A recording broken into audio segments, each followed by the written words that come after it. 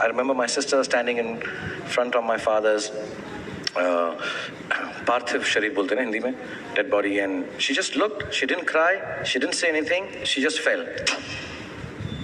And she hit her head on the ground. And for 2 years after that, she didn't cry, she didn't speak, she just kept looking in space. And it just changed her world. Mashallah, now she's better. She got some deficiencies. During the making of my film Dilwale Dulhaniya Le Jayenge, she again was hospitalized and they said she will not survive. I took her to Switzerland, got her treated there while I was shooting Tujhe Dekha To Ye Jana Sanam.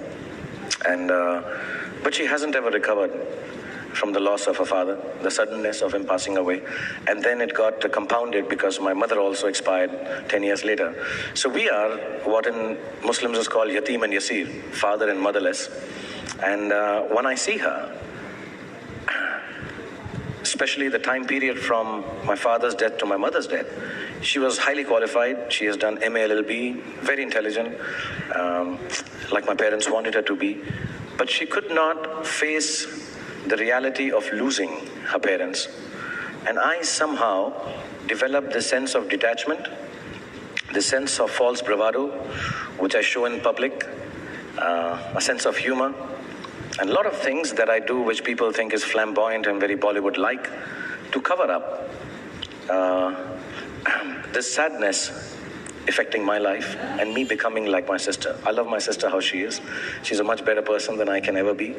I think she's a child of God and very naive and innocent. My kids love her more than they love me and my wife. And I'm very glad she's a part of our lives like this. But I don't have the guts to be so simple, so hurt, so disturbed.